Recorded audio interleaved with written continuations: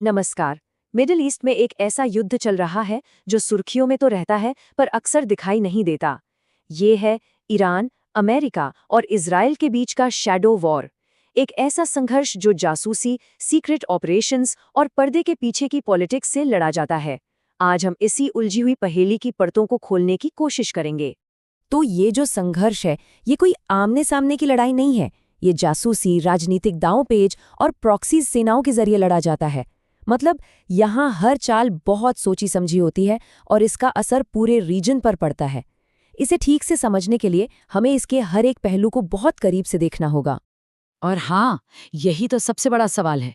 आज हम जो भी टेंशन देखते हैं, चाहे वो ईरान के न्यूक्लियर प्रोग्राम को लेके हो या फिर मिडिल ईस्ट में उसके बढ़ते असर को लेके, उसे समझने के लिए ये जानना जरूरी है कि आखिर ये दुश्मनी इतनी गहरी हुई कैसे।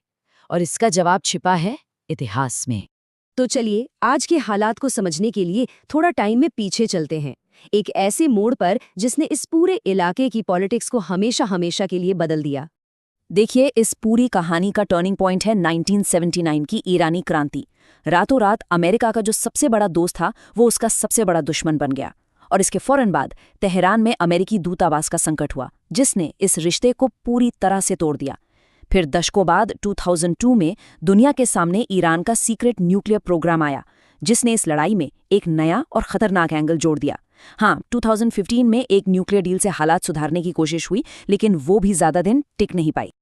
और यहीं से हम आज के संघर्ष के पहले और शायद सबसे जरूरी हिस्से पर आते हैं, ईरान का न्यूक्लियर प्रोग्राम। ये एक ऐसा मुद्दा है जो इन तीनों देशों के लिए सेंटर ऑफ टेंशन बना हुआ है। इस बहस में एक शब्द बार बार आता है, JCPOA, जिसे ईरान न्यूक्लियर डील भी कहते हैं। ये आखिर है क्या? देखिए, ये एक ऐतिहासिक समझौता था जिसका मकसद बहुत सीधा था। ईरान अपने न्यूक्लियर प्रोग्राम को लिमिट में रखेगा और बदले में उस पर जो कड़े आर्थिक प्रतिबंध लगे हैं उनमें ढील दी जाएगी। लेकिन इस मुद्दे पर तीनों देशों का नजरिया जमीन आसमान का है। ईरान हमेशा से कहता आया है कि भाई, हमारा प्रोग्राम तो शांति के लिए है, बिजली बनाने के लिए है। दूसरी तरफ अमेरिका का एक ही स्टैंड है, कुछ भी हो जाए ईरान को न्यूक्लियर वेपन बनाने से रोकना है। लेकिन इजराइल के लिए ये मामला कहीं ज्यादा बड़ा है। वो इसे अपने अस्तित्व के लिए, मतलब अपनी मौजूदगी के लिए एक सीधा खतरा मानता है। पर ये लड़ाई सिर्फ न्यूक्लियर प्रोग्राम तक ही नहीं है। नहीं, ये तो मिडिल ईस्ट में अपने प्रभाव और दबदबे की एक बड़ी शतरंज की बिसात भी है, जहां असली मोहरे प्रॉक्सी ग्रुप्स हैं। और इस खेल में प्रॉक्सी वॉर शब्द को समझना बहुत जरूरी है। मतलब क्या इसका? सीधा सा मतलब यह है कि बड़ी ताकतें खुद आमने सामने नहीं लड़ती, बल्कि वे उस इलाके के अलग अलग लोकल ग्रुप्स को पैसा और हथियार देकर अपनी लड़ाई लड़वाती हैं। और ईरान ने पूरे मिडिल ईस्ट में ऐसे सहयोगियों का एक बहुत मजबूत नेटवर्क बना लिया है। लेबनान में हिजबुल्ला से लेकर यमन में हुती विद्रोहियों तक, सीरिया में असद सरकार से लेकर इराक में शिया मिलिशिया तक।